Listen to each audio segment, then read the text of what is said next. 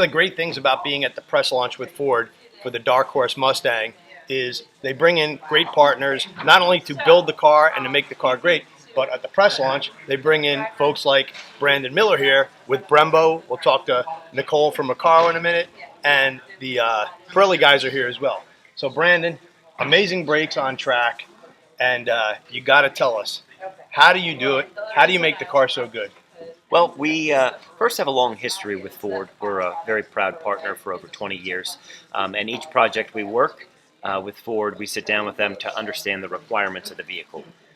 For this particular package, for the Dark Horse R package, you have a 6-piston front and a 4-piston rear. Both front and rear are monoblock, meaning it's machined from all one piece, which makes the caliper extremely stiff, providing maximum performance. So if you take a look here, we have our 2 different colors specific to the Dark Horse. You have the Grabber Blue and the Notorious Blue. And here on the end, we have the Dark Horse R caliper. This particular caliper is a forged 6-piston monoblock and is specific for that race car.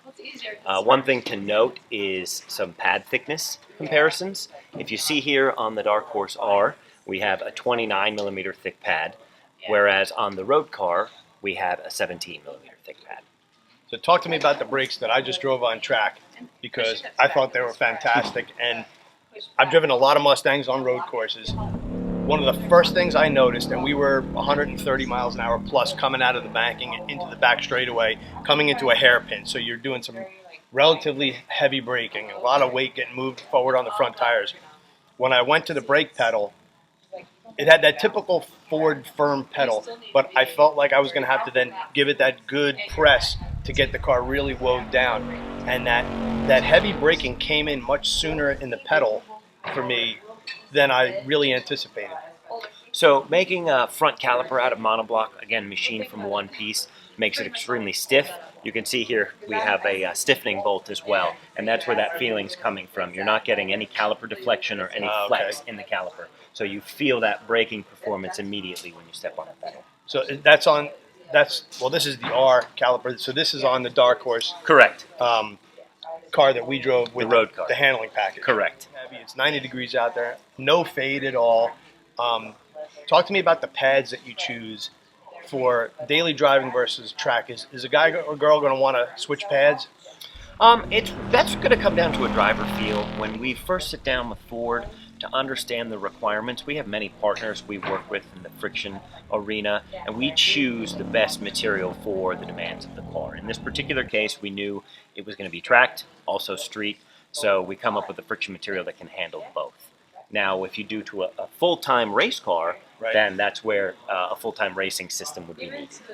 Now, talk to me about this. You said this is a forged caliper? Correct. Forged 6-piston model. So what are the advantages of a forged caliper versus the monoblock style over there? So this is a cast aluminum caliper, which is pretty standard for most of our road car applications. Whereas the demands of a race car are going to be a little higher, and it's going to require something that's going to be withstand a higher temperature range as well. So the forging process will work much better for the temperature range that caliper will be. And one thing I've noticed, I know obviously in a race car weight is huge, so I'm noticing a much smaller kind of scalloped out caliper. Is that simply for weight, but yet you can maintain the stiffness because of the design? That's actually absolutely correct. Also, too, for cooling purposes, you can see all the machining down between the pistons and across the bridge. We've designed the caliper to where you can mount a cooling duct on top to blow air into and to cool the caliper if needed.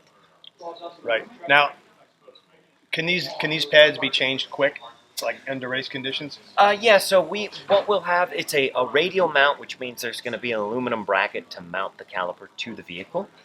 All you would have to do is undo these 2 bolts and remove the caliper. The nice thing about these pads, with such thick pads, it doesn't require a lot of pad changes. So that race car will be able to do 4, 5, 6, 7 races without needing to change the pads. Right, and the Dark Horse R in the Mustang Challenge Series, it will be sprint races, not endurance, 24-hour endurance races. So you're not coming to the pit stop and needing to swap out pads like you would on an IMSA car or an endurance 12-hour or a 24-hour type race. That's correct, yes. So ultimately a set of pads will last you several weekends. Oh, that's fantastic. That's good to know on the race car.